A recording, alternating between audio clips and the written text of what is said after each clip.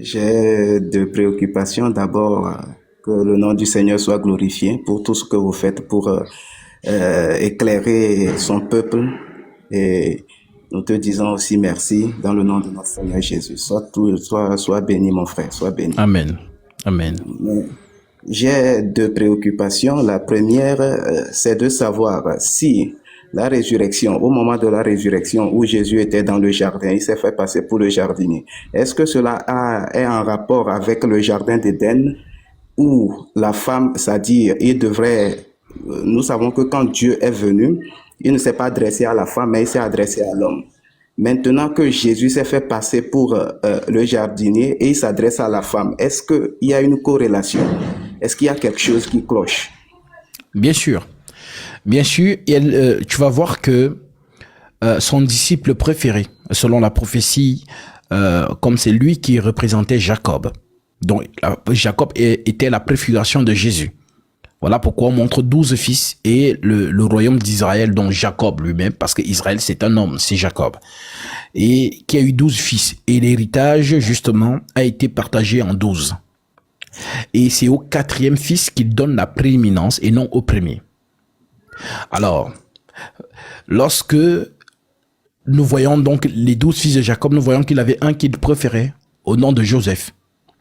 Et c'est ce Joseph en Égypte qui a justement la vision du soleil, de la lune et des étoiles. Et dont son propre père interprète en disant « Moi, ton père, ta mère et tes frères, viendrions-nous nous prosterner devant toi ?» Alors, nous voyons le Christ, le Seigneur, qui aussi vient et choisit 12 fils.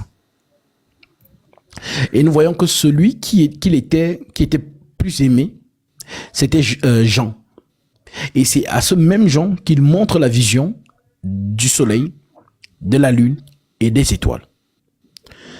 Alors, ce Jean-là, ce jour-là, donc, a couru avec Pierre au sépulcre du Seigneur. On dit même qu'il arrivait le premier et il n'a pas vu le Seigneur et le Seigneur ne s'est pas montré à lui, ni à Pierre. Mais Marie, justement, n'a pas lâché l'affaire, elle est restée au sépulcre. Et le Seigneur se montre donc à elle. Est-ce que c'est anodin? Non. Ici, c'est un mouvement prophétique qui reçoit son accomplissement. Car si l'homme a été chassé du jardin, c'est par la femme. Voilà pourquoi il dit à cette femme, ne me touche pas. C'est-à-dire, ce n'est pas à Marie qu'il parle, mais il parle justement à la femme qui a fait chuter l'homme. Ne me touche pas. Car je ne suis pas encore monté vers mon Père. Mais vous allez voir que lorsqu'il apparaît au milieu des apôtres, il dit aux apôtres, touchez-moi. Donc ici, il s'agit juste de pourquoi il se montre donc à elle sous la forme d'un jardinier. Lisons cela.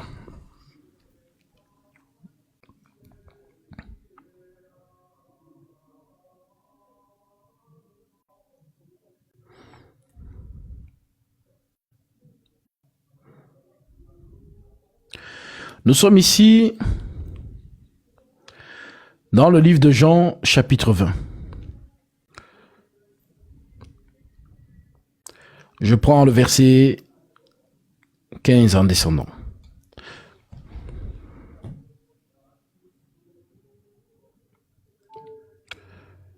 Il est écrit. Nous pourrons même prendre à partir du verset 11. C'est important que nous comprenons l'esprit du chapitre.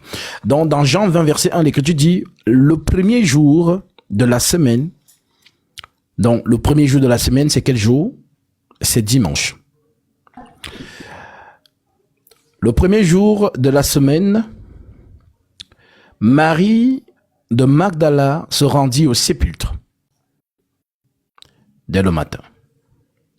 Comme il faisait encore obscur, et elle vit que Pierre était ôté, elle vit que la pierre était ôtée du sépulcre, elle courut vers Simon-Pierre et vers l'autre disciple que Jésus aimait. Donc on précise toujours le disciple que Jésus aimait, pour expliquer qu'il avait vraiment une affection particulière pour Jean. C'était pour accomplir la prophétie de Jacob et Joseph.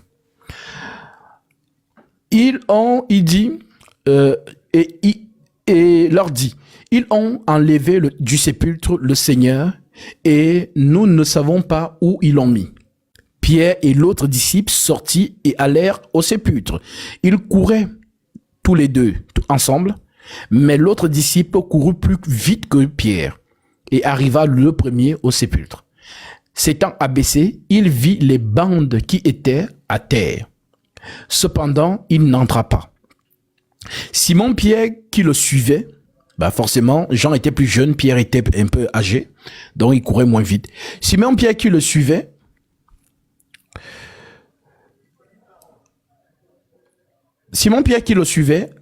arriva et entra dans le sépulcre. Et il vit les bandes qui étaient à terre et le linge qu'on avait mis sur la tête de Jésus. Non pas avec les bandes, mais plié dans un lieu à part. C'est-à-dire que quand notre Seigneur ressuscite, c'est-à-dire que, si on peut dire ça comme ça, lui-même finit de plier ses habits qu'on a enterrés avec, il met ça bien, il rangeait ça bien. Donc on vient trouver des choses bien rangées.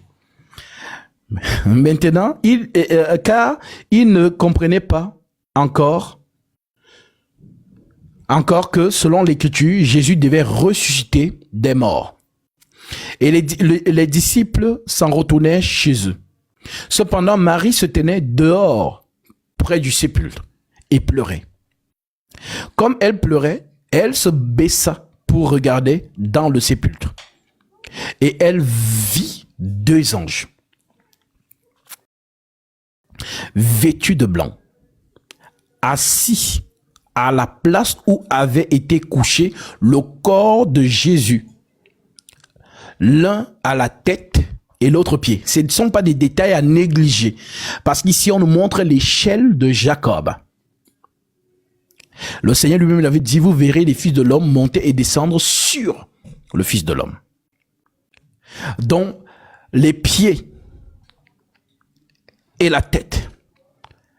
Voilà donc pourquoi nous disons que le Seigneur descend par les prophètes et remonte par les apôtres.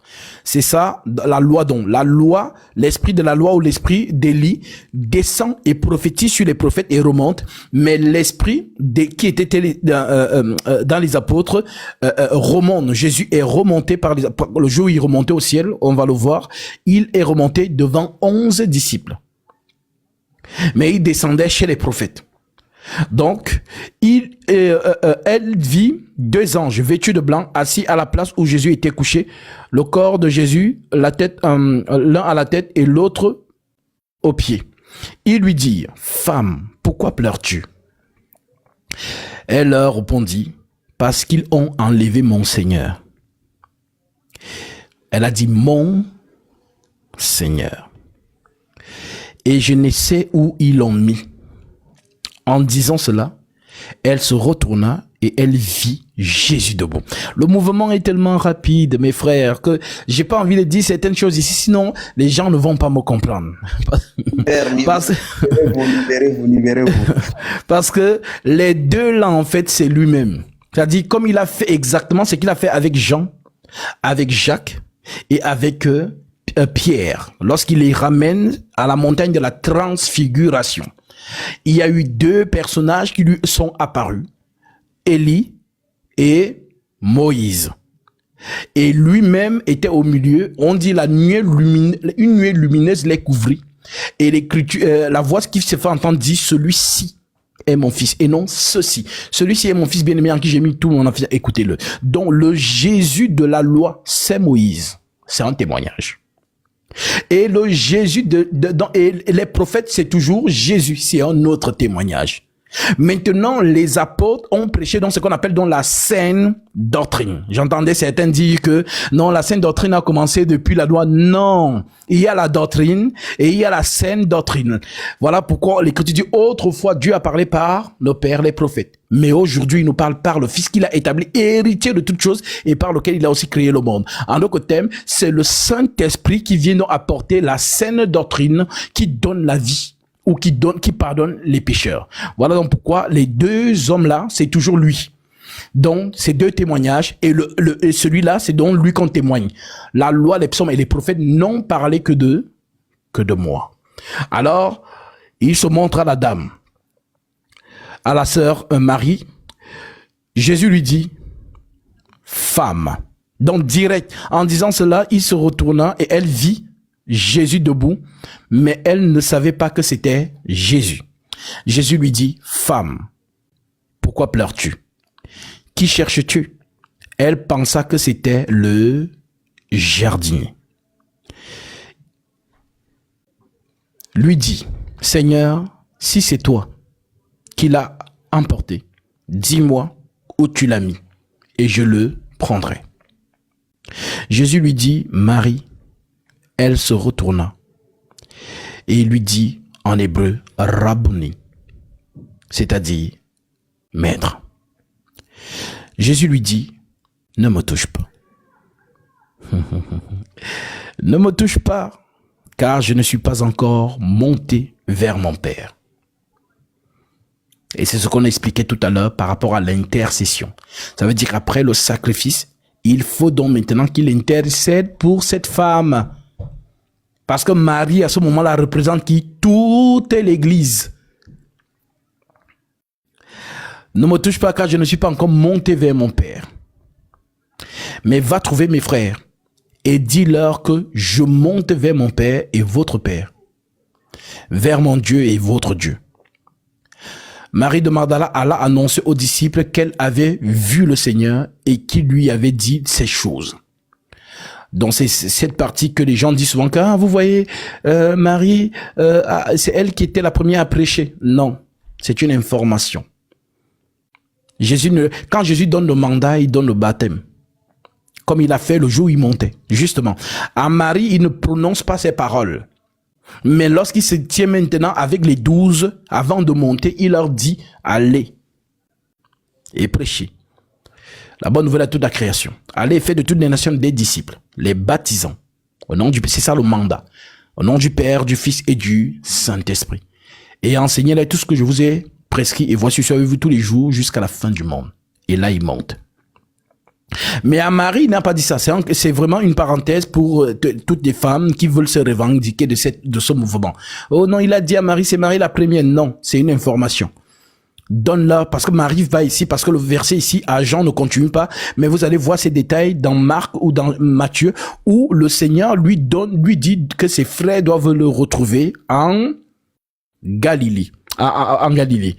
Voilà. Le soir de ce jour, ils étaient le premier de la semaine. Les portes du lieu où se trouvaient les disciples étant fermées à cause de la crainte qu'ils avaient des Juifs, Jésus vint se présenter à eux. Donc net, il quitte Marie, net, il se présente à eux et il leur dit, la paix soit avec vous, shalom. Je voulais bien être ce jour-là. Parce que ce jour-là, je suis que s'ils n'ont jamais eu la peur de leur vie, c'était ce jour-là. Voilà. Donc même la peur qu'ils ont eue quand ils étaient dans la barque avec lui, quand la mer s'agitait, ce n'était pas vraiment. Mais ici, lorsque le Seigneur leur apparaît, il leur dit shalom. Et quand il eut dit shalom, il leur montra ses mains et son côté. Les disciples furent dans la joie en voyant le Seigneur. Jésus leur dit de nouveau, la paix soit avec vous. Comme le Père m'a envoyé, moi aussi je vous envoie. Après ces paroles, il souffla sur eux et leur dit, recevez le Saint-Esprit. Ceux à qui vous pardonnerez les péchés, c'est ça le mandat. Ce n'est pas n'importe qui pardonne les péchés. Et le pardon des péchés ici, c'est la prédication. On pardonne les péchés par la prédication. Lorsque nous prêchons la vérité, l'âme qui est touchée vient donc prendre son pardon dans les eaux. Voilà pourquoi, lorsque j'entre avec l'âme dans l'eau, je proclame l'autorité du pardon en lui, conformément à la volonté du Seigneur. Voilà pourquoi nous disons, ce n'est pas n'importe qui baptise, c'est celui qui a le mandat. Vous allez voir que tous ces apôtres qui ont prêché ont eu une expérience surnaturelle avec Christ. C'est Jésus qui a appelé Pierre. Pierre était chez lui, il travaillait comme pécheur, il faisait sa vie. Mais c'est le Seigneur qui l'a appelé et lui a dit, je te ferai pécheur d'hommes. Lorsque Paul est ajouté dans ce même ministère. Il ne s'est pas réveillé de lui-même. Il est allé faire des formations pour devenir homme de Dieu. Il a vécu une expérience surnaturelle avec le Christ qui lui donne le mandat. Va. Maintenant, toute personne qui dit qu'il est enseignant et peut baptiser, ça veut dire qu'il a vécu la même expérience. Et que lorsqu'il sort après cette expérience, il sait que si je ne me suis pas auto-proclamé, le Seigneur m'envoie. Et je sais que j'ai l'épée de la justice. Quand je la proclame, ceux qui écoutent sont sauvés, ceux qui n'écoutent pas ne sont pas sauvés. Parce que je sais qui m'a envoyé. C'est donc ça en fait. Parce que si une personne, vous allez voir que tous ces gens qui se lèvent, de manière interne, tu te poses la question toi-même. Est-ce que le Seigneur m'a envoyé? Et vous allez voir que beaucoup eux-mêmes vont s'en rendre compte qu'ils se sont autoproclamés dans ces choses. Ils n'ont jamais vécu une expérience surnaturelle du mandat. Voilà donc pourquoi, mon frère, sur cette écriture, c'est un mouvement entre le jardin d'Éden, puisque il se présente comme jardinier, et c'était Adam, le jardinier. Selon la prophétie, ce que l'apôtre Paul a dit dans Romains chapitre 5, verset 12, il est la figure de celui qui devait venir. Donc si Adam était jardinier, Jésus aussi vient donc ici se présente à Marie comme étant jardinier, parce que c'est lui qui ouvre à Marie la porte du ciel. Mais pour cela, il doit intercéder pour elle. Voilà pourquoi il lui a dit: ne me touche pas, je ne suis pas encore monté vers mon Père. On le touchera quand? Parce qu'il s'agit du mariage entre l'époux et l'épouse. Et ce jour n'est pas encore arrivé. Voilà donc pourquoi elle voulait donc l'embrasser. Mais ce n'est pas encore l'heure. Elle doit être justement justifiée, elle doit être justement purifiée, sanctifiée, tel que l'Écriture le dit dans Éphésiens chapitre 5, parlant du mariage. Je termine par là. Éphésiens 5, verset 25 directement. Marie, aimez vos femmes comme Christ a aimé l'Église et s'est livré lui-même pour elle, afin de la sanctifier par la parole, après l'avoir purifiée par le baptême. Donc ici, Marie n'est pas encore justement dans cette dispensation de l'Esprit Saint. Même les apôtres qui vont le recevoir justement, acte 2, le jour de la Pentecôte. C'est là maintenant que ça va commencer. Donc, afin de faire paraître devant cette église glorieuse, sans tache ni ride, ni rien de semblable, mais sainte et irrépréhensible. C'est ainsi que les maris doivent aimer leur femme comme leur propre corps, ainsi de suite. Donc, c'est le verset 27 qui doit attirer votre attention afin de faire paraître devant lui cette église glorieuse, sans tache, ni ride, ni rien de semblable, mais sainte et irrépréhensible. Ce n'est pas encore le cas avec Marie. Alors, il faut que le maître aille. Et le jour où nous allons l'embrasser comme étant l'épouse, cela se fera donc dans la lumière inaccessible, comme Jean l'a prophétisé dans 1 Jean chapitre 3, verset 1. Voilà mon frère. Merci beaucoup, homme frère, merci beaucoup. Maintenant, ma deuxième préoccupation, ça va, disons, par rapport, disons, à une de vos conceptions que pour le moment, je n'arrive pas à comprendre. J'essaie, mais je n'arrive pas à trouver, à faire le lien. C'est par rapport à l'ange Gabriel qui serait Jésus, quelque chose comme ça. Donc, je n'arrive pas à faire le lien, le parallèle. J'aimerais comprendre un peu pourquoi vous le dites et quels sont les... Voilà.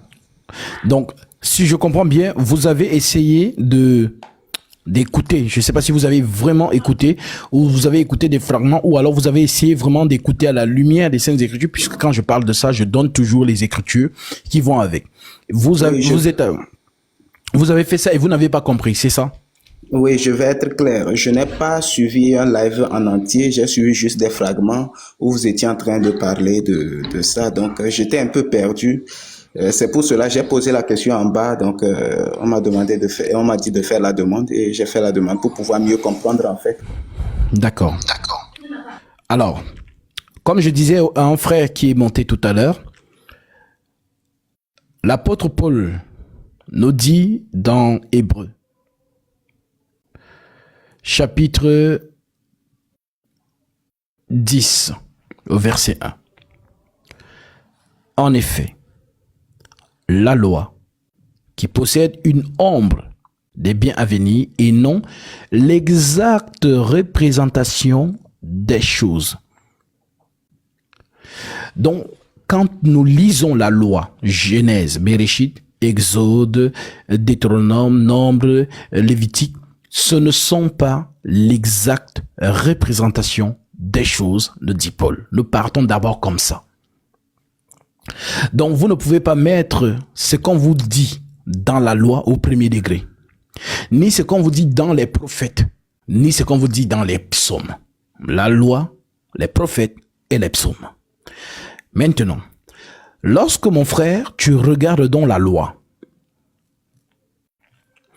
Dans la loi, nous allons voir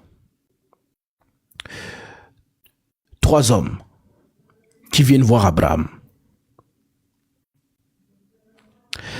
Et ces 3 hommes apportent un message à Abraham. En lisant donc, le Seigneur m'ouvre l'écriture et m'ouvre l'esprit. Et je commence à voir les mouvements de Dieu, comment il se déplace dans les Écritures. Je te poserai la question pour qu'on aille vraiment méthodiquement, c'est-à-dire pas à pas, et vraiment pour que toi-même tu comprennes. Et si maintenant tu as des choses qui sont encore un peu nouées, tu pourras les exprimer et on ira toujours à la lumière des Saintes Écritures. Dans l'ombre donc qui n'est pas l'exacte représentation des choses, nous voyons un messager qui vient annoncer quelque chose à Abraham et à Sarah. Alors je te pose la question. Qui a annoncé à Sarah qu'elle aura un fils? Bon, selon l'Écriture, on nous dit c'est l'ange de l'Éternel. D'accord. Selon Genèse 17, Genèse 18 et 19. D'accord. Donc, lorsque nous prenons Genèse, que ce soit Genèse 15 même, parce que c'est lui qui parle avec toujours Abraham. Voilà, parce que nous partons, voilà, nous remontons, ainsi de suite. On dit donc au verset 18, verset 1, l'Éternel a apparu parmi les chaînes de Mambré. Est-ce que c'est écrit ainsi aussi chez toi? Oui. D'accord. Donc, qui apparaît? C'est l'Éternel. Oui. Genèse 18, 1. Genèse 18, verset 1. Et ceux qui nous suivent aussi, vous vérifiez à la lumière des Écritures. Parmi les chaînes de Mambré, comme il était assis à l'entrée de sa tente pendant la chaleur du jour, il leva les yeux et regarda, et voici 3 hommes étaient debout près de lui. Maintenant, on ne nous parle plus de l'Éternel au verset 1, on nous parle de 3 hommes. L'Écriture dit, 3 hommes, quand il le vit, il courut au-devant d'eux, depuis l'entrée de sa tente, et se prosterna en terre, et il dit, Seigneur, si j'ai trouvé grâce à tes yeux, ne passe pas, je te prie, loin de ton serviteur. Il ne dit pas, si j'ai trouvé grâce à vos yeux, à tes yeux. Ne passe pas devant ton serviteur. Permettez qu'on apporte un peu d'eau pour vous laver les pieds et reposez-vous à cet arbre. J'irai prendre un morceau de pain pour fortifier vos cœurs, après quoi vous continuerez votre route, car c'est pour cela que vous passez près de votre serviteur. L'Écriture continue au verset 6. Il répondit, fais comme tu l'as dit. Abraham alla promptement dans sa tente vers Sarah, et il dit, vite 3 mesures de fleurs de farine pétrie, et fait des gâteaux. Et Abraham courut à son troupeau, prit un veau tendre et bon, et le donna à un de ses serviteurs qui se hâta de le préparer. Il prit encore de la crème et du lait avec le veau qu'on avait apprêté, et il les mit au-devant eux, et il dit, il se tint lui-même à leur côté, sous l'arbre, et ils mangèrent. Alors ils lui dirent, où est Sarah ta femme? Donc nous sommes ici dans la loi, qui n'est pas l'exacte représentation des choses, nous l'oublions pas. On lui dit donc, ils ont mangé, où est Sarah ta femme? Il répondit, elle est là dans la tente. L'un d'entre eux dit, je reviendrai vers toi. Et à cette même époque, et voici Sarah, ta femme, aura un fils. Maintenant, si je pose la question, qui dit qu'il va revenir et Sarah aura un fils? Qui annonce à Sarah qu'il aura un fils? Qu'elle aura un fils? Bon, je vais répondre comme étant quelqu'un qui ne maîtrise rien. Je vais dire c'est le plus gradé parmi les trois. Voilà. Maintenant, on va donc nous préciser qui est le plus gradé parmi les trois. Alors, l'Écriture continue en disant, Abraham et Sarah étaient vieux avancés en âge. Et Sarah ne pouvait plus espérer avoir des enfants. Elle rit en elle-même, en disant, maintenant que je suis vieille, aurais-je encore des désirs? Mon Seigneur aussi est vieux. Ce sont des détails que nous devons retenir. Mais l'Éternel aussi est vieux. Mon Seigneur aussi est vieux. Donc, parlant d'Abraham, l'Éternel dit à Abraham, dont le plus gradé se prononce donc. Il dit donc à Abraham, pourquoi donc Sarah a-t-elle ri?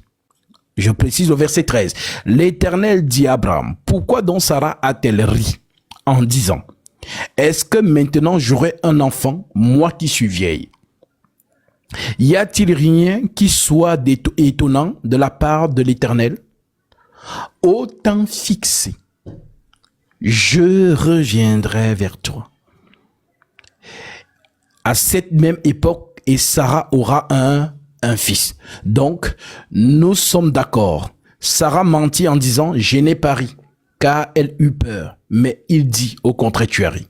Donc, nous sommes tous d'accord jusqu'ici que celui qui annonce à Sarah la naissance d'Isaac, c'est qui? C'est l'Éternel. Pardon, il faut reprendre, je n'ai pas bien saisi. Je reprends le verset 13. Puisqu'on a parlé, tu as parlé des trois et tu as dit que c'est le plus gradé qui a annoncé. Maintenant, on nous donne la précision du plus gradé. Au verset 13, l'Écriture dit, l'Éternel dit à Abraham, pourquoi donc Sarah a-t-elle ri en disant, est-ce vraiment j'aurai un enfant, moi qui suis vieille? Y a-t-il rien qui soit étonnant de la part de l'Éternel? Au temps fixé, je reviendrai vers toi. Et à cette même époque, et Sarah aura un fils. Donc, est-ce que nous sommes d'accord que c'est l'Éternel lui-même qui annonce à Sarah qu'elle va avoir un fils? Oui. Voilà. Maintenant que nous sommes d'accord, nous sommes ici dans la loi. Donc, on va dire Genèse. C'est-à-dire que ici, nous ne voyons pas l'envoi d'un ange et tout ça, et ainsi de suite. Nous voyons l'Éternel lui-même se déplacer, annoncer à Sarah qu'elle aura un fils.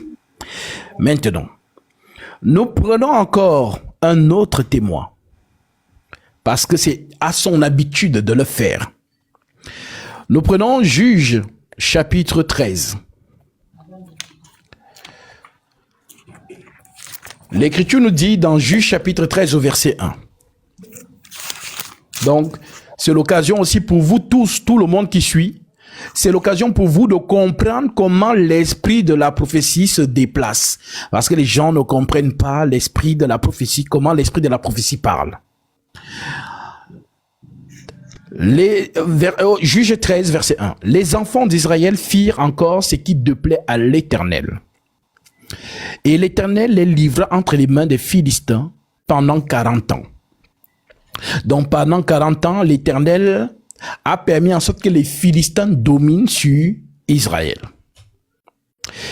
Il y avait un homme de Soréa de la famille des Danites, dont Dan, c'est une tribu. Et donc Danite fait référence justement à cette tribu-là. Et qui s'appelait Manoach. Donc Manoach fait partie de la famille de Dani. Sa femme était stérile. Comme qui? Sarah. Sa femme était stérile et n'enfantait pas. Un ange de l'Éternel apparut à la femme. Donc ici, on nous parle maintenant d'un ange de l'Éternel qui apparaît à la femme. Et lui dit, voici tu es stérile et tu n'as point d'enfant. Tu deviendras enceinte et tu enfanteras un fils. Maintenant, prends bien garde de ne boire ni vin ni liqueur forte. Et ne mange rien d'impur, car tu vas devenir enceinte et tu enfanteras un fils. Le rasoir ne passera point sur sa tête. Donc c'est l'ange qui donne les directives. Le rasoir ne passera pas sur la tête de l'enfant. Parce que cet enfant sera consacré à Dieu dès le ventre de sa mère. Et ce sera lui qui commencera à délivrer Israël de la main des Philistins. La femme alla dire à son mari, un homme de Dieu est venu vers moi. Et il avait l'aspect d'un ange de Dieu. Un aspect redoutable. Je ne lui ai pas demandé d'où il était et il ne m'a pas fait connaître son nom. Donc l'ange ne lui a pas dit comment il s'appelait. Mais il m'a dit, tu vas devenir enceinte et tu enfanteras un fils et maintenant ne bois ni vin ni liqueur forte et ne mange rien d'impur parce que cet enfant sera consacré à Dieu dès le ventre de sa mère jusqu'au jour de sa mort. Manoach fit cette prière. Ah, Éternel. Ah, Seigneur, fit cette prière à l'Éternel. Ah, Seigneur, que l'homme de Dieu que tu as envoyé vienne encore vers nous et qu'il nous enseigne ce que nous devons faire pour l'enfant qui naîtra. Dieu exauça la prière de Manoach et l'ange de Dieu vint encore vers la femme. Elle était assise dans un champ et Manoach, son mari, n'était pas avec elle. Elle courut promptement donner cette nouvelle à son mari et lui dit, voici l'homme qui était venu l'autre jour vers moi, mais apparut. Manoach se leva, suivit sa femme, alla vers l'homme et lui dit, est-ce toi qui ai parlé à cette femme? Il répondit, c'est moi. Manoach dit, maintenant, si ta parole, parce que l'homme est intelligent, si ta parole s'accomplit, sa parole, si ta parole s'accomplit, que faudra-t-il observer à l'égard de l'enfant et qu'il y aura-t-il à faire? L'ange de l'Éternel répondit à Manoach, la femme s'abstiendra de tout ce que je lui ai dit. Elle ne goûtera d'aucun produit de la vigne et elle ne boira ni vin ni liqueur forte et elle ne mangera rien d'impur. Elle observera tout ce que je lui ai prescrit. Manoach dit à l'ange de l'Éternel, permets-nous de te retenir et de t'apprêter un chevreuil. L'ange de l'Éternel répondit à Manoach, quand tu me retiendrais, je ne mangerai pas ton mets. Mais si tu veux faire un holocauste, tu l'offriras à l'Éternel. Manoach ne savait pas que c'était l'ange de l'Éternel. Donc Manoach, on lui dit qu'il ne savait pas que la personne qui conversait avec lui, c'est Dieu lui-même. Alors, verset 17. Et Manoach dit à l'ange de l'Éternel, quel est ton nom? C'est que la femme n'a pas fait. Quel est ton nom? L'ange de l'Éternel répondit à Manoach, pourquoi demandes-tu mon nom? Il est merveilleux. Alors je vais donc demander à mon frère, quel est le nom merveilleux dans les Saintes Écritures?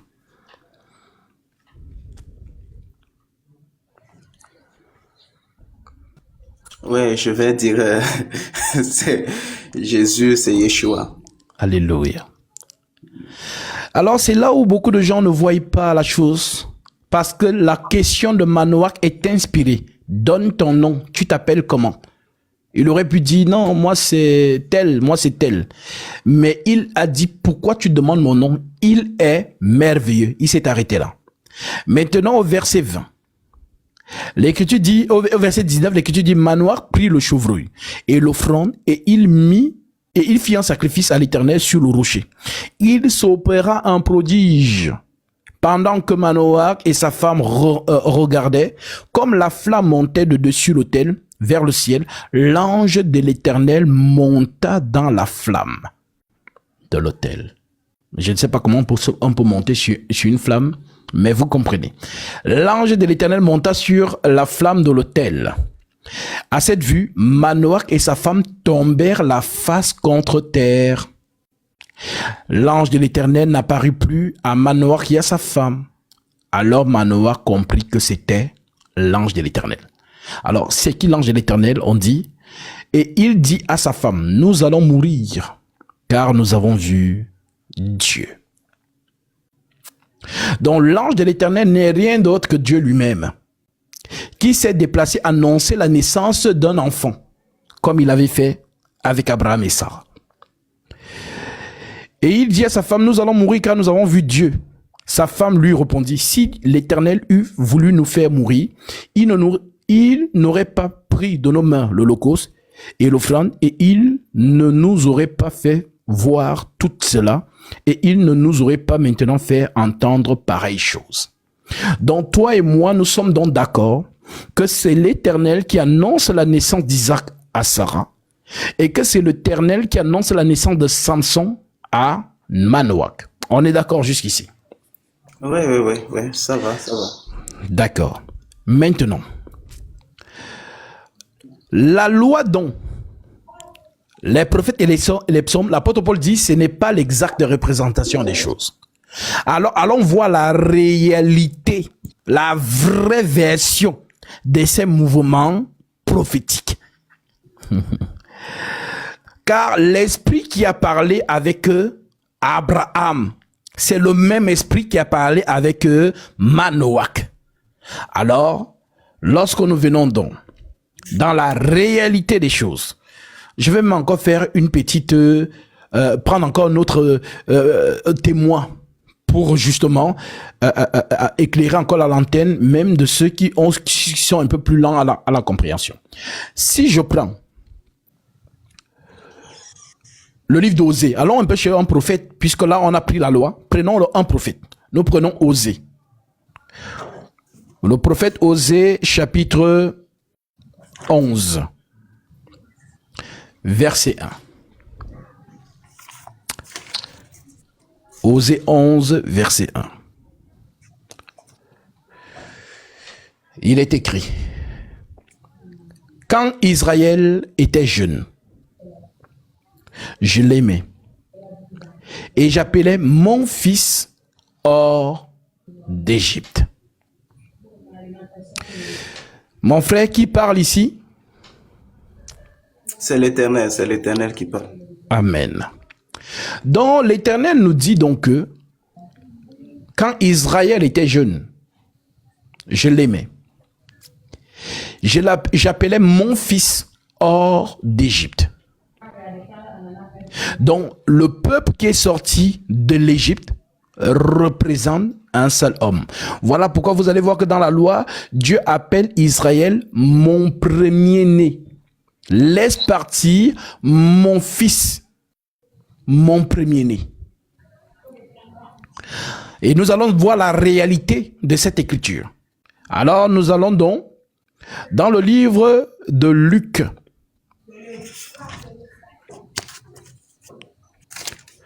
chapitre 2.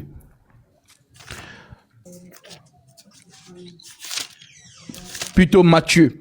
Matthieu 2, verset 14.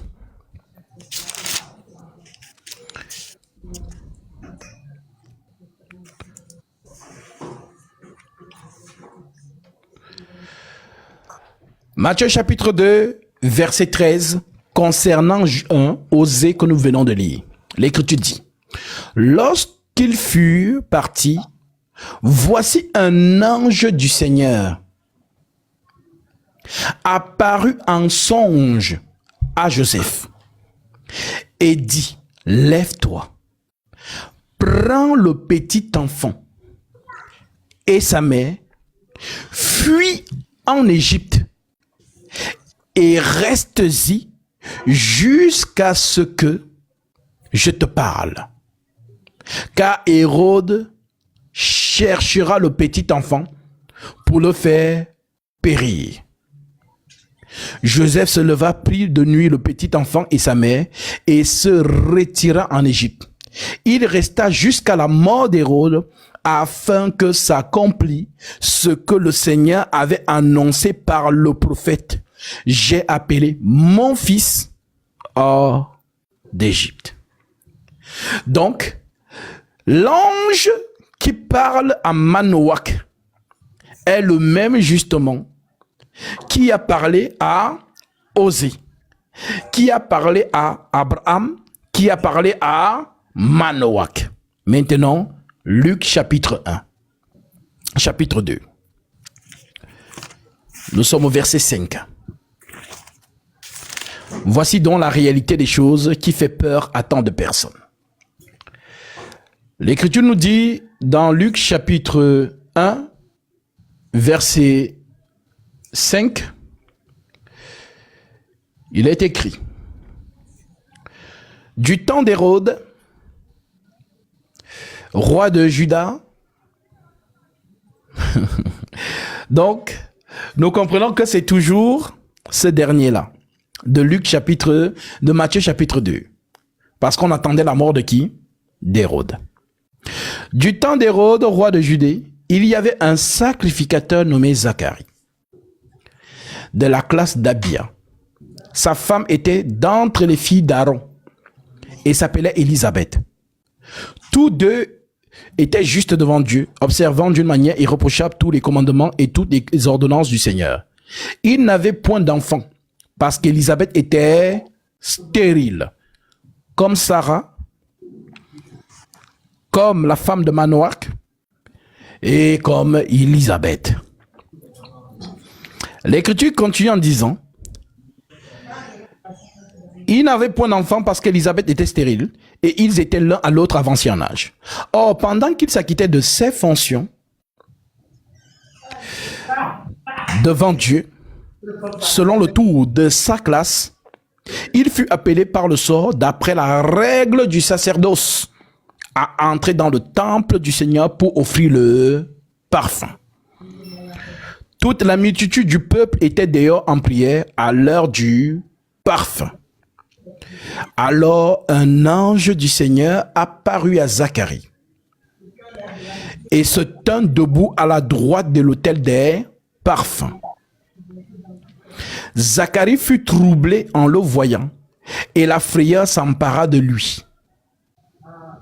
Alors, je pose la question à mon frère.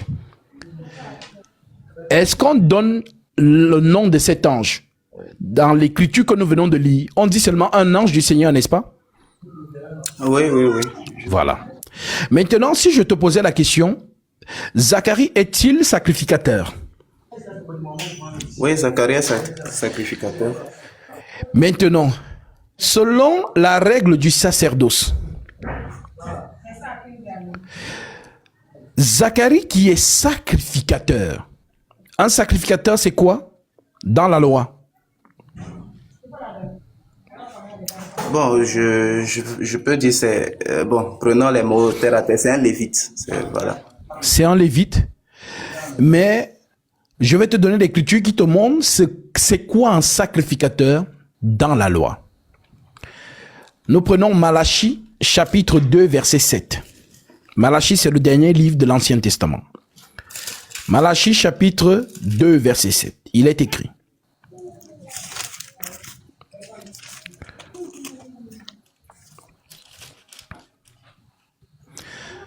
car les lèvres du sacrificateur doivent garder la science. Et c'est à sa bouche qu'on demande la loi, parce qu'il est un envoyé de l'Éternel des armées. Est-ce qu'on est d'accord? Oui. Dans la bouche de Dieu, au milieu de son peuple, c'est qui? C'est le sacrificateur. Et si on doit poser une question concernant la volonté de Dieu, c'est au souverain sacrificateur. C'est lui la bouche de Dieu. Retenons bien ça parce que ça va nous amener très loin. Maintenant, on dit donc que ce sacrificateur est troublé en voyant l'ange qui apparaît et qui se tient où? Debout à la droite de l'autel des parfums. Alors, si je pose la question à mon frère, pourquoi Zacharie est troublé en le voyant? Parce que le seul qui doit descendre dans l'autel des parfums, c'est l'Éternel en fait. Alléluia. Alors, il faut donc que nous donnons cette écriture aussi à ceux qui nous écoutent pour qu'ils sachent que pourquoi Zacharie est troublé quand il voit cet être apparaître là-bas. En fait, Je suis là en tant qu'élève. Je suis là Amen. en tant qu'élève. Je ne veux même pas donner une contradiction ou quoi que ce soit. Je suis là en tant qu'élève. Je veux comprendre Ce voilà, cette mouvement. conception que vous avez, ce mouvement que vous avez. Ça Voilà, marche. c'est juste tout. C'est juste pour comprendre. Je ne veux pas poser de questions ni faire de confrontation. Bien sûr, parce que ça permet aussi à ceux qui nous écoutent de vérifier en même temps que nous. Voilà pourquoi c'est toi qui poses la question, en effet, mais j'ai le souci de plusieurs qui pourraient peut-être aussi se poser la même question. Donc, dans le Lévitique chapitre 16, pour que vous compreniez pourquoi Zacharie est troublé en voyant l'ange à cette position, c'est à cause du Lévitique chapitre 16 au verset 1 qui déclare: L'Éternel parla à Moïse après la mort des deux fils d'Aaron, qui mourut en se présentant devant l'Éternel. L'Éternel dit à Moïse: Parle à ton frère Aaron afin qu'il n'entre pas en tout temps dans le sanctuaire, au-dedans du voile, devant le propitiatoire qui est sur l'arche, de peur qu'il ne meure, car j'apparaîtrai au-dedans du voile. Donc celui qui apparaît là-bas, c'est qui? C'est Dieu lui-même. Et il a apparu une fois là-bas, les fils d'Aaron sont mal entrés et il les a tués. Donc quand on entre dans ce lieu, on doit entrer dans la conformité, parce que Dieu apparaît dans ce lieu. Alors, au verset 3, l'Écriture dit: Voici de quelle manière Aaron entrera dans le sanctuaire. Il prendra un jeune taureau pour le sacrifice d'expiation et un bélier pour l'holocauste. Il se revêtira de la tunique sacrée de lin et il portera sur son corps des caleçons de lin. Il se ceindra d'une ceinture de lin et se couvrira la tête d'une tiare de lin. Ce sont des vêtements sacrés dont il se revêtira après avoir lavé son corps dans l'eau. Alors, sachant ce qui s'était passé, Dieu qui a tué les deux enfants d'Aaron qui étaient sacrificateurs, alors tout le monde sait qu'il faut justement se vêtir conformément à cela avant d'entrer dans le temple. Si tu n'es pas vêtu de cette manière et conformément aux directives de Dieu à Moïse, à ce moment, tu vas mourir. Voilà donc pourquoi, lorsqu'on revient dans Luc chapitre 1, la peur de Zacharie est celle-ci. Reprends le verset 8. Or, pendant qu'il s'acquittait de ses fonctions devant Dieu, selon le tour de sa classe, il fut appelé par le sort, d'après la règle du sacerdoce, à entrer dans le temple du Seigneur pour offrir le parfum. Toute la multitude du peuple était dehors. Quand un sacrificateur entre dans cet endroit, le peuple est dehors en intercession, donc en prière. Toute la multitude du peuple était dehors à l'heure du parfum. Alors un ange du Seigneur apparut à Zacharie et se tint debout à la droite de l'autel des parfums. Il est normal donc que Zacharie s'effraie. Il se dit: c'est pas possible, est-ce que je vais mourir, est-ce que quelque chose va m'arriver parce que j'ai peut-être loupé quelque chose. Alors, qu'est-ce qui se passe? Zacharie fut troublé en le voyant et la frayeur s'empara de lui. Mais l'ange lui dit: ne crains point, Zacharie, car ta prière a été exaucée. Ta femme, Élisabeth, t'enfantera un fils, et tu lui donneras le nom de Jean. Il sera pour toi un sujet de joie et d'allégresse, et plusieurs se réjouiront de sa naissance, car il sera grand devant le Seigneur. Il ne boira ni vin ni liqueur enivrante, et il sera rempli de l'Esprit Saint dès le sein de sa mère. Et nous avons vu cela s'accomplir lorsque Marie a salué Élisabeth. Il ramènera plusieurs des fils d'Israël au Seigneur leur Dieu. Il marchera devant Dieu avec l'esprit et la puissance d'Élie. C'est le même discours que l'ange tenait à Zacharie. Lorsqu'il parlait de l'Éternel, il faisait comme si ce n'était pas lui. Si tu veux faire l'Holocauste, fais-le à l'Éternel. Pourtant, c'était lui-même. Il ramènera plusieurs des fils d'Israël au Seigneur leur Dieu. Il marchera devant Dieu avec l'esprit et la puissance d'Élie pour ramener le cœur des pères vers les enfants et les rebelles à la sagesse des justes, afin de préparer au Seigneur un peuple bien disposé. Zacharie dit à l'ange, « À quoi reconnaîtrai-je cela? Car je suis vieux et ma femme est avancée en âge, comme Sarah l'a dit et Abraham aussi. » Il n'a pas dit à l'ange, « Comment tu t'appelles ?» Il lui a dit, « À quoi reconnaîtrai-je ce que tu me dis ?» L'ange lui répondit, « Je suis Gabriel. Je me tiens devant Dieu. J'ai été envoyé pour te parler et pour t'annoncer cette bonne nouvelle. Et voici, tu seras muet et tu ne pourras parler jusqu'au jour où ces choses arriveront, parce que tu n'as pas cru en mes paroles qui s'accompliront en leur temps. Alors, concentrons-nous. L'ange là, mon frère, dit, je suis Gabriel, je me tiens devant Dieu. Alors, pour toi, c'est quoi se tenir devant Dieu? Justement, j'allais poser la question, mais bon, comme la question m'a été posée premièrement, c'est être dans la présence de Dieu. Alors, je réponds comme un profane. Bien sûr. Voilà. Ne t'inquiète pas. Nous allons donc prendre l'écriture pour savoir c'est quoi être devant Dieu, dans le langage prophétique ou bien dans le langage des souverains sacrificateurs. Lorsque nous prenons Hébreux, chapitre 9, verset 22, l'apôtre Paul nous dit ceci. Hébreux 9, verset 22. L'Écriture dit, « Et presque tout d'après la loi est purifié avec du sang. Et sans effusion de sang, il n'y a point de pardon. Il était donc nécessaire, puisque les images des choses qui sont dans les cieux devaient être purifiées de cette manière, que les choses célestes elles-mêmes le fussent par des sacrifices plus excellents que cela.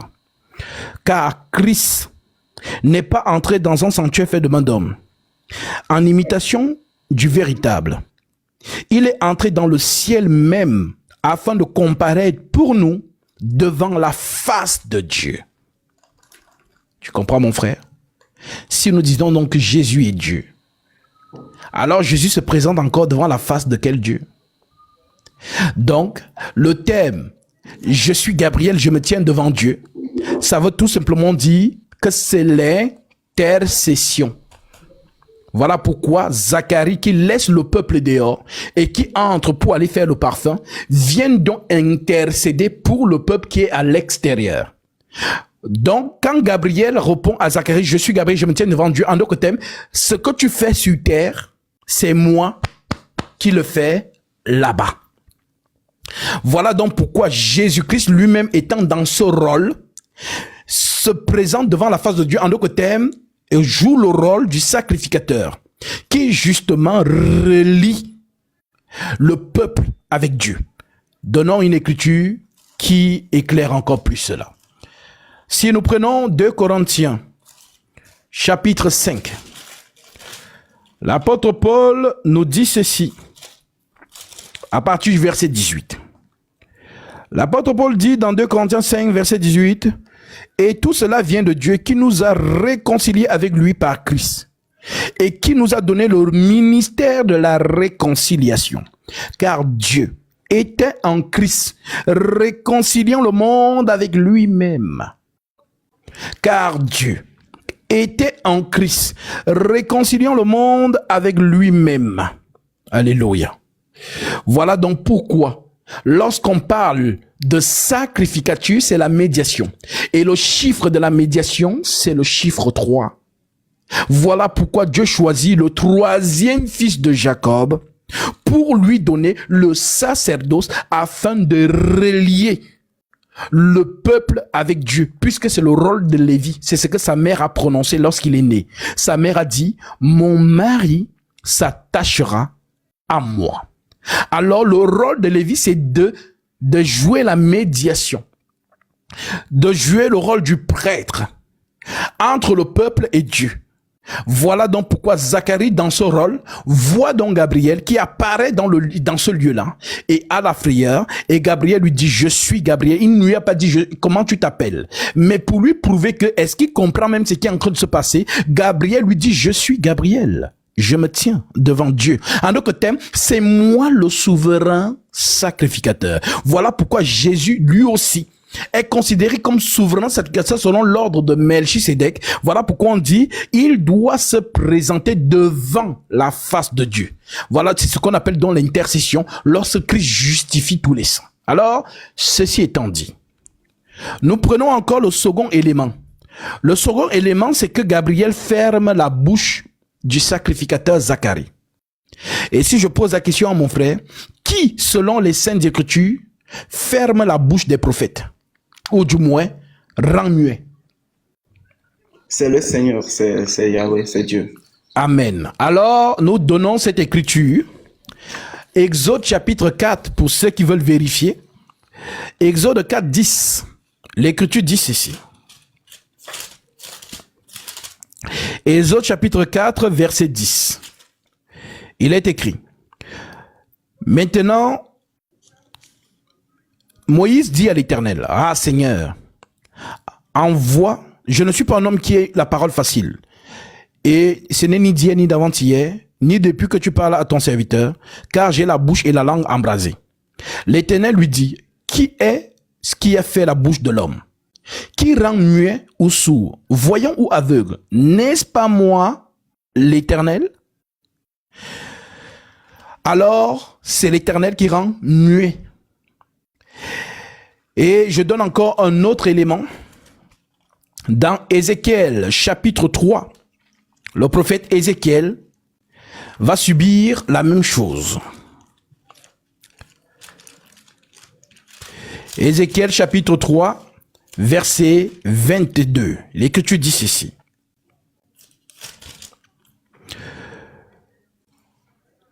Là encore, la main de l'Éternel fut sur moi. Il me dit, lève-toi, va dans la vallée, et je te parlerai. Je me levai et j'allai dans la vallée. Et voici la gloire de l'Éternel y apparut, telle que je l'avais vue près du fleuve Kébar. Alors je tombai sur ma face. L'Esprit entrant en moi et me dit, et me fit tenir debout sur mes pieds. Et l'Éternel me parla et me dit, va t'enfermer dans ta maison. Fils de l'homme, voici je vais mettre sur toi des cordes avec lesquelles on te liera, afin que tu n'ailles pas au milieu d'eux. J'attacherai ta langue à ton palais pour que tu sois muet.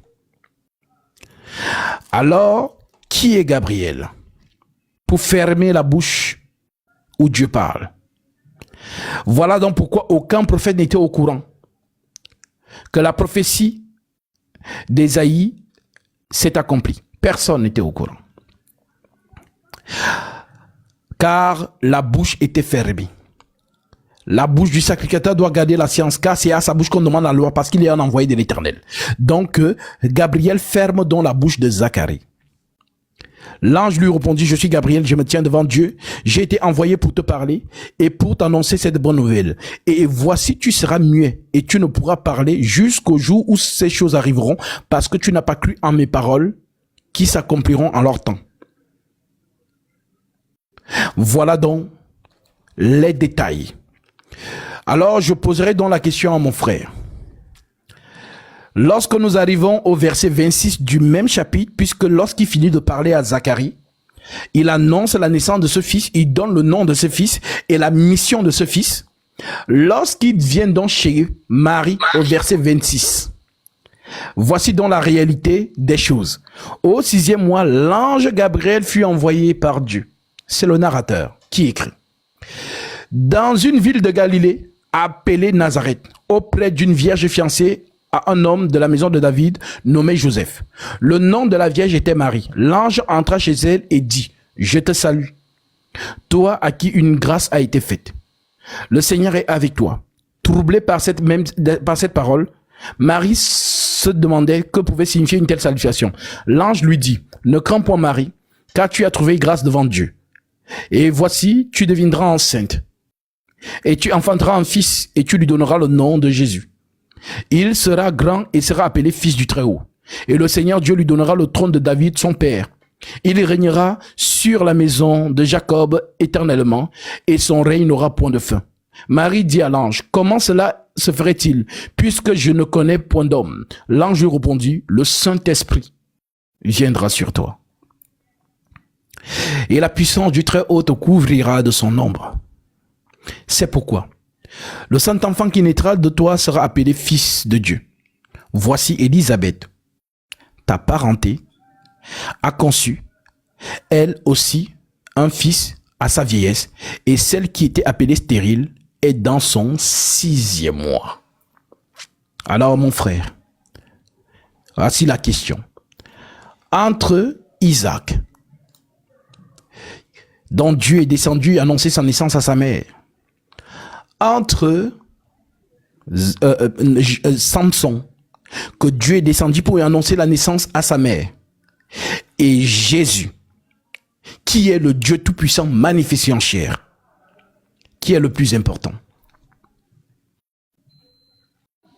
Bon, la question paraît un peu ambiguë. Est-ce que vous pouvez mieux la... Voilà.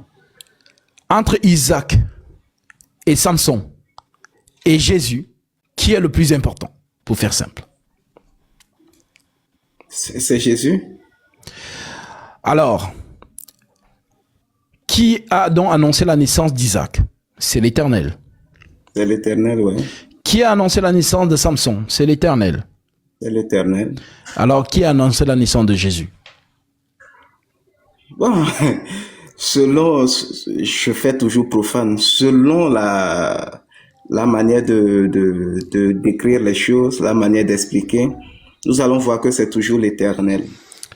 Alléluia. Et c'est là où beaucoup de gens bloquent, puisque eux, ils ne voient pas les mouvements de l'Esprit.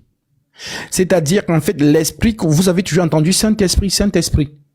Mais les gens ne savent pas c'est qui le Saint-Esprit. Le Saint-Esprit, c'est lui qu'on appelle l'Esprit des prophètes. Voilà pourquoi Pierre peut dire, si nous lisons 1 Pierre, chapitre 1, verset 10, directement, il est écrit, 1 Pierre, chapitre 1, verset 10, les prophètes qui ont prophétisé, touchant la grâce qui vous était réservée, ont fait de ce salut l'objet de leur recherche et de leur investigation, voulant sonder l'époque et les circonstances marquées par l'Esprit de Christ qui était en eux, et qui attestait d'avance les souffrances de Christ et la gloire dont elle serait suivie. Donc, les prophètes qui ont prophétisé sur Jésus l'ont prophétisé par le Saint-Esprit. C'est ce qu'on appelle Esprit de Christ. Il leur fut révélé que ce n'était pas pour eux-mêmes, mais pour vous, qu'ils étaient les dispensateurs de ces choses, que vous ont prêché, que vous ont annoncé maintenant, ceux qui vous ont prêché l'évangile par le Saint-Esprit, envoyé du ciel, et dans lesquels les anges désirent plonger leur regard. Mais non, quel est l'Esprit qui a été envoyé, mon frère? C'est l'Esprit Saint. Oui, c'est l'Esprit Saint, oui, c'est l'Esprit Saint. Alors, cet Esprit Saint... J'ai une petite question, ça dit, c'est juste une parenthèse pour que vous puissiez comprendre. Est-ce à comprendre que à chaque fois que l'Éternel envoie un ange sous un nom, est-ce à comprendre que c'est l'Éternel lui-même? Si je vais prendre l'exemple, si je vais donner un exemple, quand l'armée d'Israël était encerclée, Dieu a envoyé Michaël. Est-ce à comprendre que c'était Michaël, et ça dit c'est l'Éternel lui-même qui s'est présenté, ou comment? Parce que si je veux faire le parallèle, l'ange Gabriel, bon, ça sonne pareil, quoi. Voilà. Oui. Alors,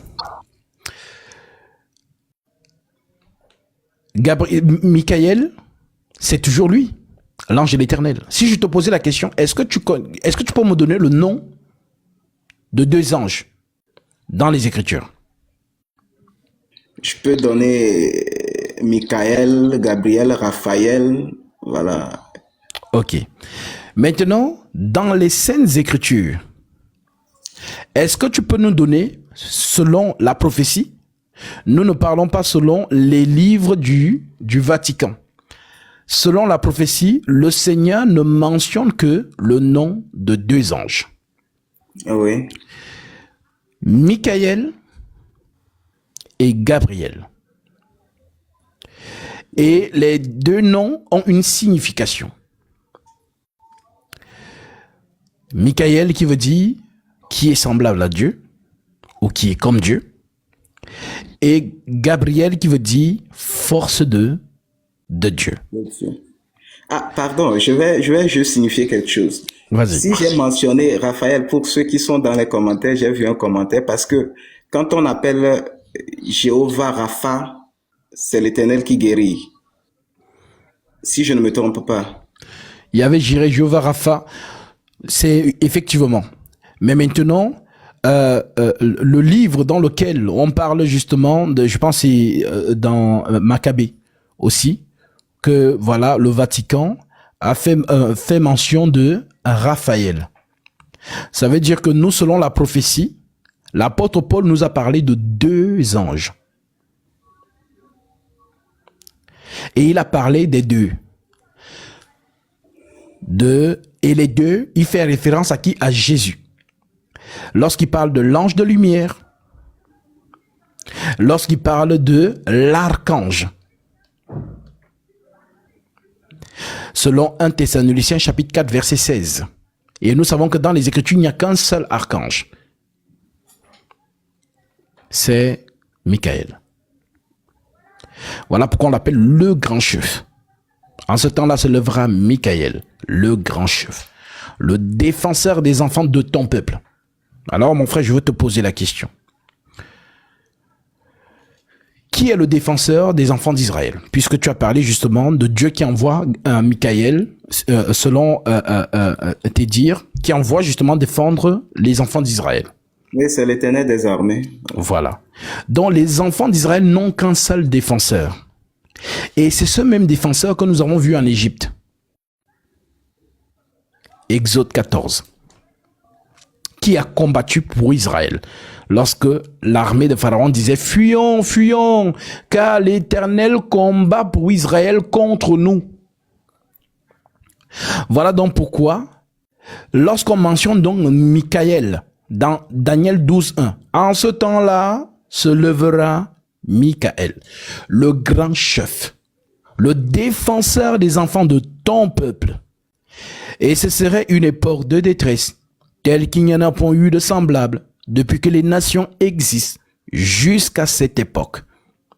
En ce temps-là, ceux de ton peuple qui seront trouvés inscrits dans le livre de vie seront sauvés.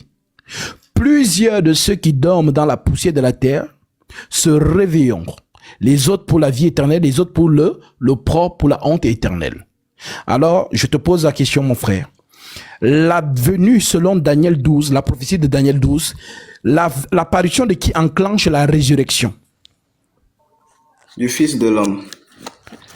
Alors, lorsque nous lisons donc 1 Thessaloniciens,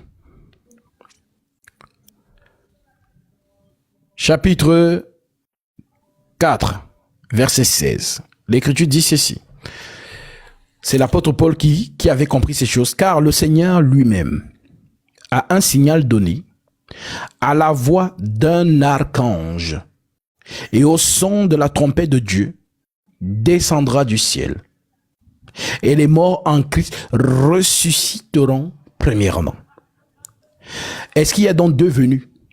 La venue de Michael, selon Daniel chapitre 12, qui enclenche la résurrection, et la venue de Jésus, le Fils de l'homme, qui enclenche aussi la résurrection. Est-ce qu'il y a 2 résurrections? Non, pardon, je n'ai pas bien saisi. Il faut reprendre. Alors, je reprends. Oui. Nous sommes ici dans la prophétie de Daniel 12:1. Oui. On peut lire ça. Si vous avez même l'écriture devant vous, on peut voir ça. Et je cherche de 5 minutes. Ça marche. Daniel 5 et Daniel 12. 12, verset 1. Oui, l'Écriture dit ceci. En ce temps-là se lèvera Michael, le grand chef, le défenseur des enfants de ton peuple. Et ce sera une époque de détresse, telle qu'il n'en y aura point eu de semblable depuis que les nations existent jusqu'à cette époque. En ce temps-là, ceux de ton peuple qui seront trouvés inscrits dans le livre seront sauvés. Voilà, je continue. Oui. Plusieurs de ceux qui dorment... Aïe, aïe, aïe, mais merde, c'est fermé.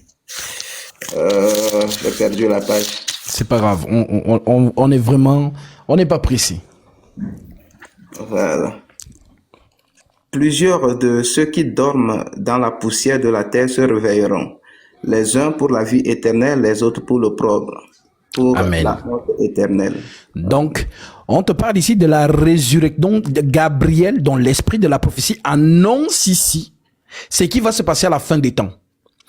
Il prophétise donc à travers le prophète Daniel en lui disant que en ce temps-là se lèvera Michael. Donc, quand Michael arrive sur terre, c'est la résurrection.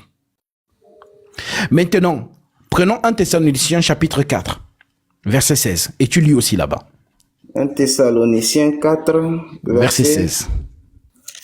Voilà, 1 Thessaloniciens 4, verset 16. Voilà. Le verset 16 dit ceci.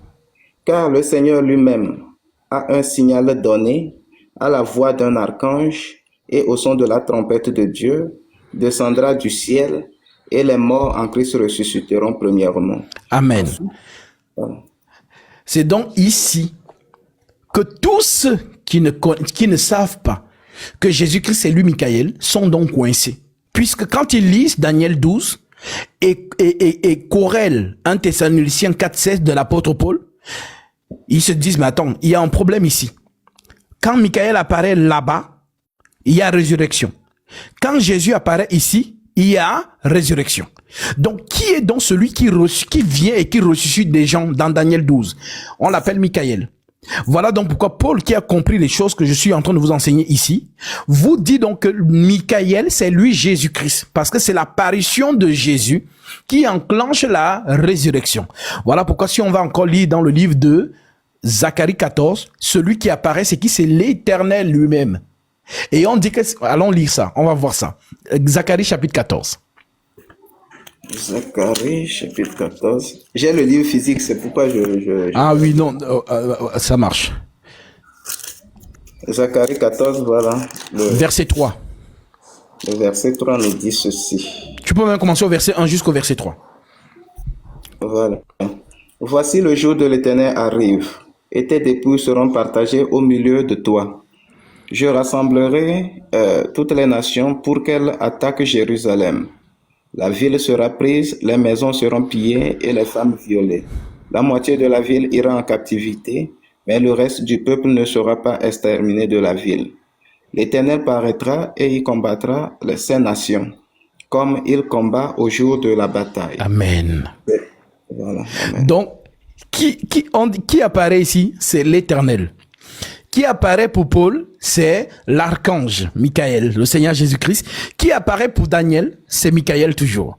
En fait, c'est la même personne. Voilà donc pourquoi beaucoup de chrétiens qui ne maîtrisent pas sont un peu troublés quand ils lisent les prophéties. Par exemple, quand on va parler de le soleil de la justice dans Malachie, pour eux, ils n'ont pas vu Jésus. Donc, c'est pas Jésus. Quand on vient parler... J'aimerais poser une question par rapport à Zacharie 14. Vas-y. Est-ce que Zacharie 14 n'est pas un mouvement prophétique qui a été déjà accompli? Non. Ça ici, c'est la fin des temps. Parce que nous n'avons pas encore vu toutes les nations assujetties pour obéir à Israël. Ça, c'est ce qui arrive donc à la fin des temps, même l'eschatologie. Quand tu vas lire Zacharie chapitre 1 jusqu'au dernier verset, tu vas voir que là-bas, si je te prends par exemple, tu peux lire ça ici.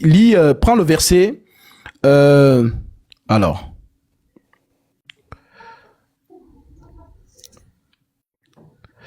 Tu peux prendre le verset 5. Ok, le verset 5 dit ceci. Vous fuyez alors dans la vallée de mes montagnes, car la vallée des montagnes s'étendra jusqu'à Hatsel. Vous fuirez comme vous avez fui devant le tremblement de terre au temps d'Osias, roi de Juda. Et l'Éternel, mon Dieu, viendra et tous ses saints avec lui. Voilà. Est-ce que... Oui. Donc, tu vois donc ici, le Seigneur, mon Dieu, paraîtra et tous ses saints avec lui. Est-ce que cela c'est déjà réalisé dans la loi, les psaumes et les prophètes? Non. Voilà.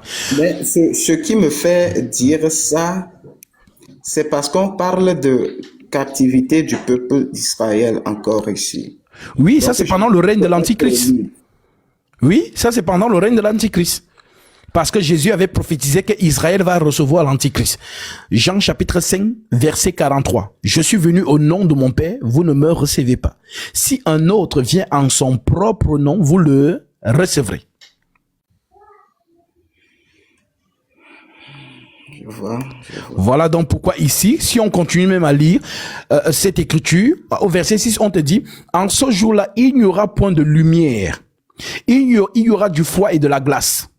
Ce sera un jour unique connu de l'Éternel et qui ne sera ni jour ni nuit. Mais vers le soir, la lumière paraîtra. C'est ce que Pierre annonce. 2 Pierre chapitre 3, la venue de Jésus-Christ qui vient avec les flammes. C'est ce jour-là, en fait, ici, de Zacharie chapitre 14. Donc, ce ne sont pas les choses passées, ce sont les choses à venir. Voilà donc pourquoi ici, quand on te dit l'Éternel, mon Dieu, viendra et tous ses saints avec lui. C'est ce que tu retrouves dans Matthieu chapitre 24 au verset 30. L'Écriture dit, aussitôt après ces jours de détresse, le soleil s'obscurcira, la lune ne donnera plus sa lumière, les étoiles tomberont du ciel et les puissances des cieux seront ébranlées. Alors le signe du Fils de l'homme paraîtra dans le ciel. Toutes les tribus de la terre se lamenteront et elles verront le Fils de l'homme venant sur les nuées du ciel avec puissance et une grande gloire. Il enverra ses anges avec la trompette retentissante et ils rassembleront les élus des 4 coins depuis une extrémité jusqu'à l'autre. Donc, c'est la venue de Jésus-Christ. Voilà donc pourquoi, si tu te poses, quand tu lis donc Daniel chapitre 12, parce que la prophétie la plus précise te donne l'eschatologie des 70 semaines de Daniel. Et dans tous ces 70, là, c'est toute la prophétie, en fait. Voilà donc pourquoi on annonce que Michael vient et vient secourir ses saints. C'est ça ici. Les saints, voilà, en ce temps-là, se lèvera Michael, le grand chef, le défenseur des enfants de ton peuple. C'est Michael qui a secouru les enfants d'Israël en Égypte. Voilà donc pourquoi la difficulté du changement des noms. Éternel, l'archange, Michael. Donc les gens sont embrouillés, pourtant c'est la même personne dont on parle. C'est la même prophétie. Okay, ça c'est concernant. Sinon, si tu poseras peut-être la question à une autre personne, tu lui donnes ces 2 écritures, Daniel 12 et 1 Thessaloniciens chapitre 4, verset 16. Il va voir que la corrélation, c'est la même personne, parce que les gens connaissent Jésus que sur son aspect gentil. Les gens ne connaissent pas le côté sombre de Jésus. Quand je parle du côté sombre, c'est du côté de sa colère. Parce que l'Éternel est un feu dévorant. Un Dieu jaloux. Deutéronome chapitre 4, verset 24. Oui. 1 Thessaloniciens 4, je vais retrouver. Merde. Pardon. 1 Thessaloniciens 4, verset 16. Oui. Je vais le lire. Car le Seigneur lui-même a un signal plutôt, donné à la voix d'un archange. Voilà, par rapport à ici, la voix d'un archange. Est-ce que c'est en rapport avec les 7 trompettes? Oui. Puisque l'apôtre parle de la 7e trompette. Quand la 7e trompette, la dernière trompette sonnera. En fait, si tu veux, c'est parce que je n'ai pas envie de m'éparpiller, mais lorsqu'on parle des trompettes, la trompette ici, c'est justement la finalité. C'est-à-dire, c'est que nous sommes, depuis que les apôtres sont en train de prêcher, c'est ça les trompettes. Donc, les trompettes sonnent. Maintenant, celui qui apporte la calamité, voilà pourquoi dans ces prophéties, nous avons le ministère des 2 oints, qui se fera aussi. Apocalypse chapitre 11. Voilà donc pourquoi Lorsque on arrive donc dans le jour, c'est-à-dire la fin, puisque l'apôtre parle de aujourd'hui, comme Jésus avait dit à l'homme qui était à la croix, aujourd'hui tu seras avec nous tu seras avec moi dans le paradis. Le aujourd'hui ne veut pas dire qu'il est déjà au paradis, non. Le aujourd'hui, c'est le laps de temps entre l'arrivée du Saint-Esprit et jusqu'à la fin de l'enseignement du Saint-Esprit.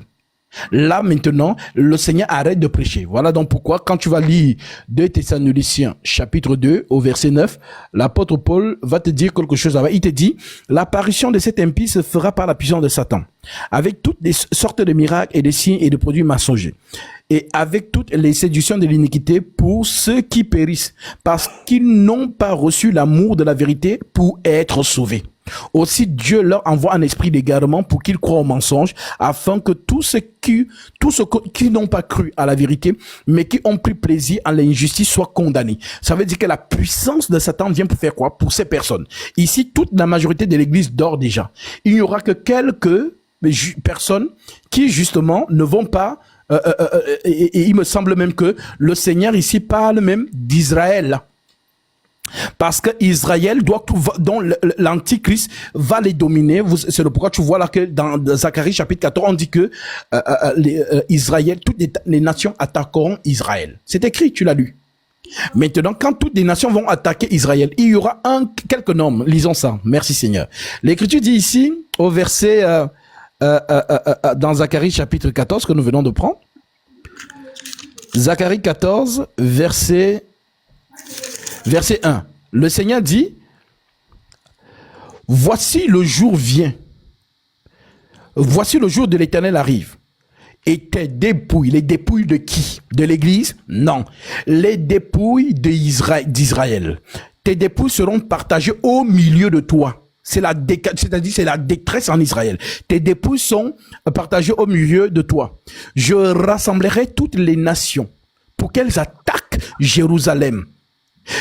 Les nations ne vont pas attaquer Jérusalem comme ça, que non, à l'attaque, Jérusalem, non. Il y aura un leader sur cette terre qui va convaincre la terre entière pour aller contre Israël. Et ça, c'est le projet de Dieu.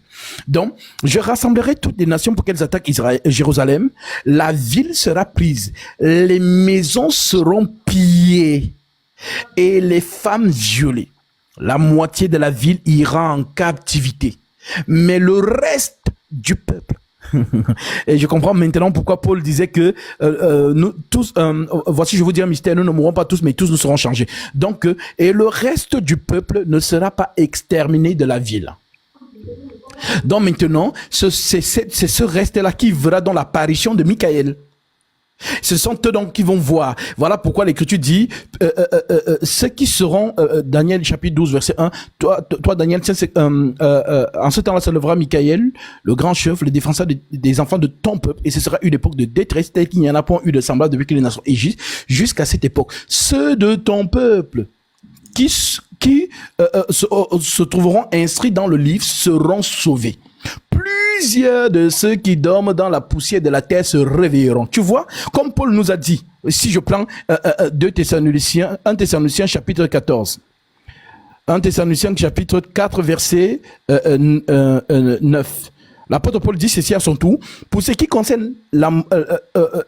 concerne l'avènement de notre Seigneur, nous ne voulons pas, frères, que vous soyez dans l'ignorance au sujet de ceux qui dorment, afin que vous ne vous affligez point comme les autres qui n'ont point d'espérance. Car si nous croyons que Jésus est mort et qu'il est ressuscité, croyons que Dieu ramènera par Jésus et avec lui ceux qui sont morts. Voici en effet ce que nous vous déclarons d'après la parole du Seigneur, nous les vivants restés. Pour l'avènement du Seigneur, nous ne dévancerons pas ceux qui sont morts, car le Seigneur lui-même a un signal donné, à la voix d'un archange, et au son de la trompette de Dieu descendra du ciel, et les morts en Christ ressusciteront premièrement, dont ceux qui sont morts. Ensuite, nous les vivants, dont ceux qui seront vivants, à l'image de ce que dit Zacharie. Ensuite, nous les vivants qui seront restés, nous serons tous ensemble enlevés avec eux sur des nuées, à la rencontre du Seigneur dans les airs, et ainsi nous serons toujours avec le Seigneur. Consolez-vous les uns les autres par ces paroles. Voilà donc l'eschatologie précise. Donc il n'y a pas deux apparitions, donc Michael qui apparaît de son côté et Jésus qui apparaît de son côté. Donc c'est la même personne. En ce qui concerne Michael, en fait, il faut comprendre que Michael, c'est le côté sombre de Jésus. Lorsqu'il vient pour la vengeance, à moi la vengeance, à moi la rétribution. Maintenant, le côté justement salut, le côté salvateur, c'est ça Gabriel. Voilà donc pourquoi on nous présente ces deux-là en deux hommes. David, la guerre, Salomon, la sagesse et la justice. Et l'esprit de l'intelligence et de la sagesse, c'est qui? C'est l'Esprit Saint. Voilà donc pourquoi nous voyons que Salomon, Jésus se compare à lui en disant ici il n'y a plus que Salomon, puisque Salomon, l'Écriture dit dans Matthieu chapitre 12, je préfère lire ça pour ne pas paraphraser, Matthieu 12, verset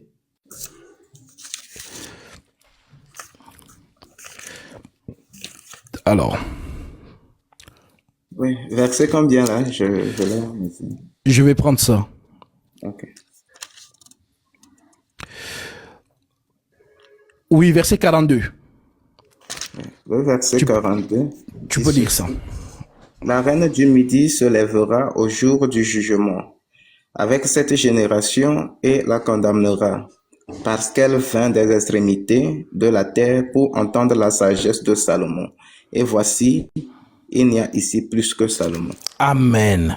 Voilà donc pourquoi le Saint-Esprit qui est la sagesse, puisque Salomon dit ce jour-là à Dieu dans 2 Chroniques 1:7, accorde-moi de la sagesse et de l'intelligence. Donc la sagesse et l'intelligence, c'est l'Esprit de Dieu. Voilà donc pourquoi Salomon qui reçoit cette sagesse, les gens viennent de partout dans le monde pour écouter sa sagesse. À l'image aussi de son jugement avec les deux femmes qui discutaient un bébé. Pour connaître qui était la vraie femme, la vraie mère de ce bébé, il a fallu qu'il sorte l'épée. Et on dit que quand il a levé l'épée, la mère de l'enfant a dit qu'on ne tue pas l'enfant, qu'on donne à la fausse mère l'enfant. Pourquoi? Et c'est cette écriture qu'on nous donne donc dans Hébreux chapitre 4, concernant la parole de la justice, qui est tranchante comme une épée quelconque à deux tranchants. Elle va jusqu'à pénétrer âme, jointure et moelle. Elle juge les pensées et les sentiments du cœur. Donc, en d'autres termes, ce qui était caché dans le fond de ces deux femmes est remonté en surface parce que Salomon a levé l'épée, c'est-à-dire si vous voulez le sabre ou le couteau. Voilà donc pourquoi par ce mouvement-là, il a su qui était la vraie mère de l'enfant. Donc Salomon, c'est le jugement et Salomon, c'est la sagesse. Et c'est ça le rôle du Saint-Esprit, qui juge et qui condamne. Voilà pourquoi Jésus disait, allez prêcher la bonne nouvelle à toute la création, celui qui croira et qui sera baptisé sera sauvé, celui qui ne croira pas sera condamné. Maintenant, le rôle, c'est-à-dire l'autre côté de cet esprit, c'est donc le côté de la vengeance, la guerre, la terreur. C'est Michael. Merci beaucoup, mon frère. Soyez bénis, soyez bénis. Amen. J'ai compris. Malgré que je ne partage pas. Vous allez méditer. On va dire ça comme ça. Voilà, je vais méditer là-dessus, puisque en fait j'étais vraiment là pour avec l'esprit d'un apprenant pour comprendre quel est ce mouvement prophétique là que je vous ai entendu, voilà. Et moi, je vous reste naturellement disponible lorsque vous aurez fini de rassembler toutes ces écritures que je vous ai données. Et puis, moi, je suis toujours prêt à un débat pacifique pour pouvoir éclairer les enfants de Dieu. Donc, si après avoir résumé, peut-être là, c'est à chaud, si après avoir résumé tout ce que nous avons donné les écritures, tu vas les étudier et ensuite tu pourras revenir et puis dire que là où je trouve que ce n'est pas vrai, c'est j'ai vu cette écriture, j'ai vu telle écriture et nous allons t'écouter, tout simplement. Voilà, c'est la vérité qui prime, l'écriture. Amen. Voilà. Que Dieu te bénisse. Bon, peut-être que je vais vous recontacter en privé parce que sincèrement, je n'aime pas quand les enfants de Dieu discutent de la nourriture solide comme ça devant le monde. Des fois, c'est un peu, ça nous rabaisse un peu. C'est comme si on était dans l'incompréhension, on était en querelle, en guerre de doctrine. Pourtant, il y a rien. Jésus, c'est un corps et le corps, il y a la tête, il y a les yeux. Ce que la tête fait, c'est pas ce que les pieds font, ainsi de suite. Donc, chacun peut avoir sa manière de comprendre les Écritures, mais c'est le même esprit qui nous unit. Soyez bénis, soyez bénis. Et merci encore une fois pour cet éclairci. Amen. Shalom. Shalom, frère. Alors, je vais, par rapport à la dernière phrase de notre frère, je vais citer une écriture dans Éphésiens chapitre 4, au verset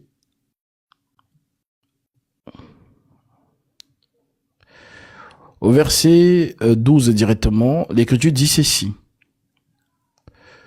Pour le perfectionnement des saints, en vue de l'œuvre de l'édification du corps de Christ, jusqu'à ce que nous soyons tous parvenus à l'unité de la foi et de la connaissance du Fils de Dieu, dont nous ne pouvons pas avoir chacun sa compréhension. Non.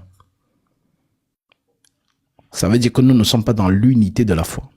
Je répète l'Écriture, pour le perfectionnement des saints en vue de l'œuvre du ministère de l'édification du corps de Christ, jusqu'à ce que nous soyons tous parvenus à l'unité de la foi et de la connaissance du Fils de Dieu, puisqu'on ne le connaît pas. C'est le Saint-Esprit qui va nous le révéler. Nous, on connaît Jésus qui marchait dans les rues de Jérusalem. Mais voilà donc pourquoi on vous parle de deux temps, à l'unité de la foi et de la connaissance du Fils de Dieu à l'état d'homme fait. Oui, il était homme. Nous l'avons connu comme mystère de la piété. Le mystère de la piété est grand. Dieu a été manifesté en chair, à l'état d'homme fait.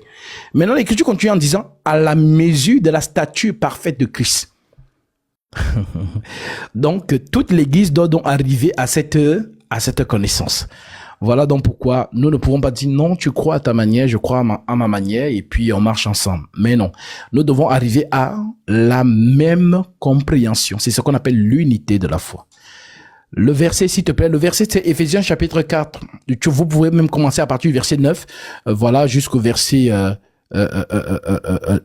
16. Voilà. Donc, que le Seigneur soit glorifié. Alors, je sais que il y a encore plusieurs demandes.